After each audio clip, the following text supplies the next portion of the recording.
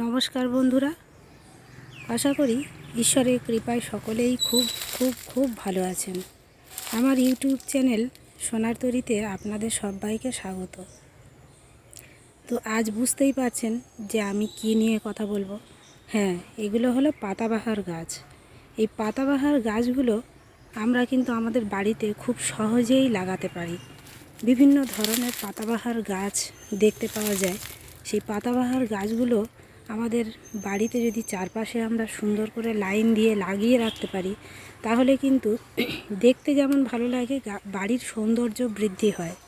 তাই আমরা চেষ্টা করব বাড়ির চারপাশে কোনো জায়গা থাক বা না থাক, টবে অন্তত আমরা এই গাছটি রাখতে পারি।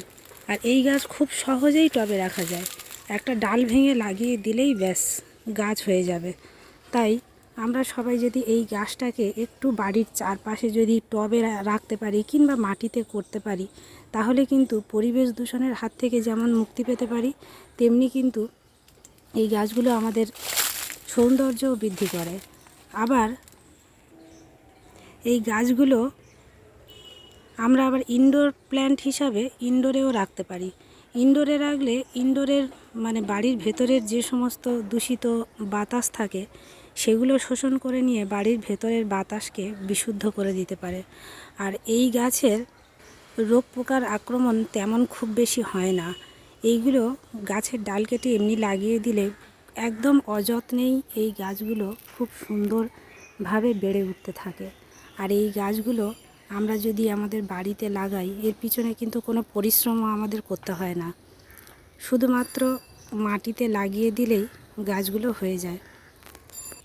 গাছগুলো যখন মাটিতে টবে লাগাবেন, তখন কিন্তু কোনো সারের প্রয়োজন হয় না খুব বেশি। একটু শুধুমাত্র গোবর সার কিংবা সর্ষের গুঁড়ো খুলে একটু মাটিতে মিশিয়ে যদি গাছটি একটা ডাল লাগিয়ে দেন কিংবা নার্সারি থেকে কিনে নিয়ে আসেন, তাহলে কিন্তু এই গাছগুলো খুব অনায়াসেই বড় হতে থাকে। আর রোগ পোকার আক্রমণ তো হয়ই না, সুতরাং কীটনাশক দেওয়ারও কোনো প্রয়োজন নেই। আর মাঝে মাঝে যদি সবজির খোসাগুলো গাছের গোড়ায় একটু দেওয়া যায়, একটু যদি আমরা শুকনো করে নিতে পারি, কিন্তু যাদের রোদের সমস্যা তারা কিন্তু এই শুকনো করতে পারবেন না। সুতরাং সবজির খোসা যদি আমরা কাঁচা অবস্থায় গোটা গোটা এই কলার খোসা কিংবা কোনো সবজির খোসা এগুলো যদি গাছের গোড়ায় দিয়ে দিতে পারি, তাহলেও কিন্তু এই গাছগুলো ওই সবজির খোসা কিংবা ফলের খোসা থেকে পুষ্টি গ্রহণ করতে পারবে। তো বন্ধুরা, এই গাছের পরিচর্যা করা যেমন সহজ, তেমনি এটা ইনডোর আউটডোর সব জায়গাতেই এই গাছটা রাখা যায়। এই পাতাবাহার গাছ, এর নাম আবার অনেকে ক্রোটন গাছ বলেও পরিচিত এই গাছটা। তো চলুন তাহলে আমরা সবাই মিলে পরিবেশকে রক্ষা করি এবং গাছ লাগাই এবং চারিদিকের পরিবেশকে সুস্থ রাখি, বাড়ির ভেতরের বাতাসকে বিশুদ্ধ রাখি, বাড়ির বাইরের বাতাসকে বিশুদ্ধ রাখি। তো বন্ধুরা, আমার ভিডিওটি কেমন লাগলো কমেন্টে অবশ্যই জানাবেন, এবং আমার গাছগুলো কেমন লাগলো সেগুলো অবশ্যই করে জানাবেন, এবং বন্ধুদের সঙ্গে একটু শেয়ার করবেন এবং আমার চ্যানেলটাকে সাবস্ক্রাইব করবেন।